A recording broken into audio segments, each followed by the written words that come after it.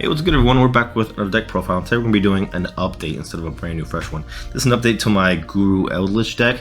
I love the synergy behind it. If you've seen my first one already, you'll see that they work pretty well together. They don't synergize, but what they do is they both like stay in their lanes. So we get locked into zombies with our Eldlich engines, but we don't need our normal summon. While here we don't special summon, but we do normal summon set with our Subterror package. So they both kind of just do their work great on opposite ends. It's pretty cool. Another little cool tech I like about the deck is that Guru, since we're allowed to flip anything face down, not just our opponent's cards, we can also flip our own cards face down. So things like Conk and Hulk. So things like these two, like if we already use their effects, we can actually use Guru if we don't want to use it on our opponent, maybe during end phase, and then set one of these cards. Since they're monsters, when you set a monster as a trap, when it's face down, it's no longer a monster, it's a trap. So what happens? It goes back to the spell and trap zone, and guess what? Now we can use it all over again on our turn, or vice versa. So that's a great, cool little thing about the deck that I really love.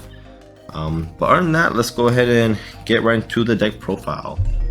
So let's start off with our Subterror package. We play 3 Guru for sure. He's our kind of like our boss monster of the deck. He allows us to search for any Subterror card, and our typical target is going to be our Fiendus. That's the #1 you want to choose because Fiendus is a hand trap for the deck, and it's an Omni negate too. It doesn't negate and destroy, but it just negates the activation. So I mean, if it says you can only activate once per turn, they are going to be able to activate another one if they happen to have it in hand. But it's still a great form of interruption. And plus with our Guru set and our field spell on the field, we can go ahead and negate that attack too. So I think it's a great package to have. So one update I did to the Subterror package deck. What I decided to do was I cut out Strix a while back.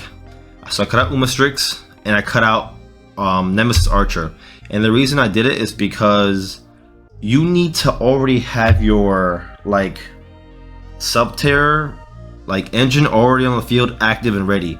Typically, yeah, we can search it with Guru, but I'm not going to be searching out Nemesis Archer. I want to search out Phoenix. I want to get that Omni negate, and I'm typically going to be interrupting my opponent and using Fiendus pretty quickly, so it's going to be used up rather fast. So that's why I just never really had the chance to use Nemesis Archer very much. I realized that she was more a brick than actually being used. Yeah, for sure, when you actually get her on the field and you have a Guru card on the field, yeah, her effect to shuffle something in the deck is amazing, is great, but it's too conditional. Like, you have to really be in an advantage state in order to get that thing going, and I don't think it's worth it. I'd rather see an extra hand trap in my hand or something else. So I decided to cut Doom Strix and the Nemesis Archer, but one thing I did change to add is I added another final battle. I was originally playing 2, and I decided to bump up to 3 for 2 reasons. Number 1, I love seeing this thing set when I have Guru, but if I have to search for anything for Guru, I'm gonna search the Phoenix instead. I like the Omni negate, so I decided to bump it up to 3 so I can see it more often.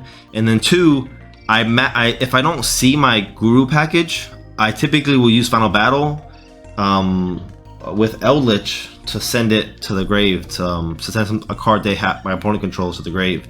So I seem to run out of resources. I seem to be able to use out of. Man, I'm all messed up today. So I typically seem to run out of my final battles throughout the duel. So I think bumping up to 3 was a good idea so far. I'm liking it. I'm enjoying it. It's fodder for Eldlich, whether Eldlich in the grave or in the hand.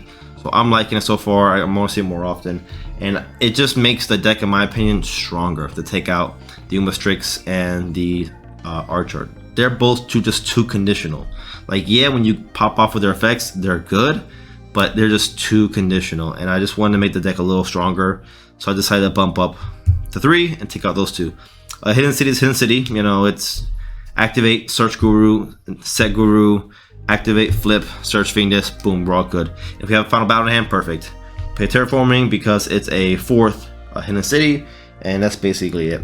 And that's it for our Guru package. So we did cut it down a little bit, make it a little smaller, but we're still playing plenty of the cards, so I'm still enjoying this energy for sure.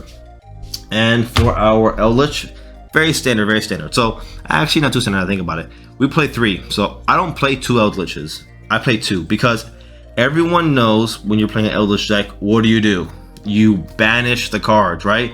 You know, Cosmic Cyclone, and you typically will DD Crow Eldlich, you know, or you'll Mechaba, you know, Eldlich and banish it, right? So everyone just loves to banish Eldlich, and I hate having an Eldlich, not having at least access to 2 Eldliches, so I can go to my Xyz plays. So I like having 2 always there, so my opponents always like to, you know, go after the Eldlich. I'm like, sure, no problem, I got plenty more coming. So I like to play at 3, me personally. I play the single Black Awakening. I think it's good at 1. We can send it to grave, activate it in the grave, and then, you know, special summon from defense. Perfect. We have 3 Curse Outland, because obviously, you know, it's the Searcher. You know, it's the only thing that it's the only problem that conflicts with the Guru, because when Curse Outland on the field, we can only attack with zombies. And yeah, these are proxies. I actually sold my 3 Curse Outlands. You know, they were like at top dollar at the moment, so I'm just gonna rebuy them honestly when the they get reprinted in the Eldorado, you know, gold. So whatever, proxies for now. I'm just playing with friends only, so no need to worry about, you know, tournaments like that. So I play 3 Scar Sanguine. Obviously, you know, definitely we want to see Eldlich, so at the 3 of Conk 3 and Hulk 2. So your typical lineup. I don't play any of the other ones. No, that's it. This is your standard. Well, this typically is your standard Eldlich, you know, deck build, but you know, I pay the extra. And that's really it for Eldlich. That's all we have for the Eldlich decks. Now we're going to go into our negates and our hand traps. From here, this is all on you. So whatever you want to choose, you can do Vec Veilers, Ogres, whatever's things budget for you. Those are alternate routes. If you want to go higher up, you can do that too. But of course, you know, we play our typical staples. We play triple Ash, triple Imperm. For draw power, we play triple Extrav. If you want, you can play Prosperity in here. We don't rely on the extra deck at all.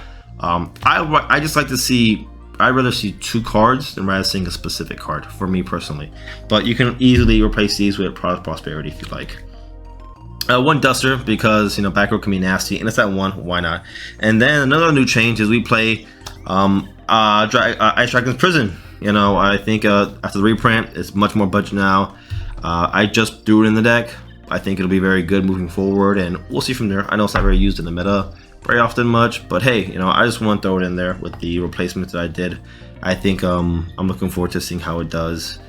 But other than that, that's it for the main deck. You know, and this is all optional. All this I showed you is all optional. So extra Prosperity, and then from here, these are all what you want to pick based on your locals, the current meta, whatever you're facing, you know, etc, etc. So extra deck, we play double Zeus because we do play Extrav. So if I banish one, I want to make sure, I want to hopefully have another one there, but I'm not going to do it at 3. I play double Gustav Max because, you know, our Golden Lord is level 10, and we can, you know, just detach. We can pop the 2K, activate, and then bring him out still, you know. I also play double of the Sky Palace, just in case I really want to pop something and burn. I can do that too, so that's pretty useful. So either I want to burn for 2K, or I can pop something and burn for 1K. You know, situation will dictate. I like playing the 2 and 2. I can't decide which one to do to 1. And plus with Extrav, I definitely do still want to have access to those ranked plays. And then we play the triple Lab because this is one of our OTK buttons, you know. Burn for 2K, burn for 1K, and then attack for 6K. You know, it's sweet, you know. Or you could always bring this out from the grave, detach, bring from the grave.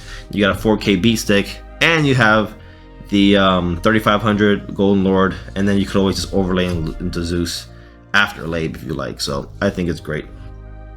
And then we play Pallades, of course, triple 3 because we do play Extrav. And I mean, we use it for our traps. Our traps are level 5 lights, so perfect. You know, bounce something in the hand, all for it. And then finally, for our last 3, we play a very generic, you know, Nightmare package. 1 Linkuriboh, 1 Phoenix, and 1 Unicorn. You know, just in case you gotta, you know, get rid of some annoying cards. And that's it for the deck, guys. You know, I think I have some replays, some old replays on my channel. If you want to go check those out, see how the deck kind of actually synergizes. And that's it for the deck. Hope you guys enjoyed. Deuces.